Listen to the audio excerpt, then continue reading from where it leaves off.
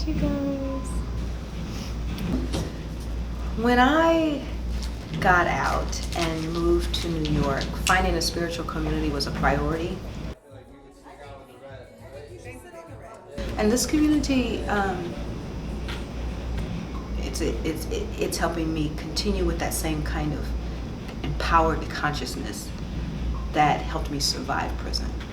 Not just survive, I was one of those few people who could thrive in prison. And not on the negative spectrum, like becoming some big dope dealer, pimp gang running person. No, I was able to personally thrive, like in terms of my identity and my self-esteem. The only way I could do that is if I operated through a different kind of consciousness about, like, what is this space? What is this space and who's in control of this space? Like, the prison guards do not create my reality. I fashion my reality. So what do I want my reality in prison to be? And I began to think like that. And I began to manifest like that. Like, they are not the source of my reality. I am the source of my reality.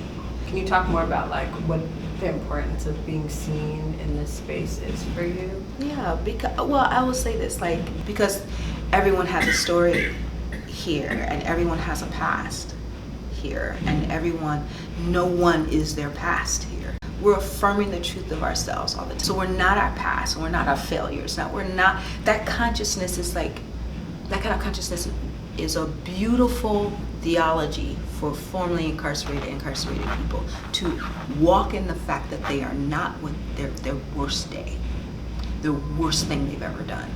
And that they live from a space of trying to be redemptive and healing, and as opposed to trying to be redemptive and healing through the lens of being a sin and a sinner and being never worthy, unrighteous, and all of that language.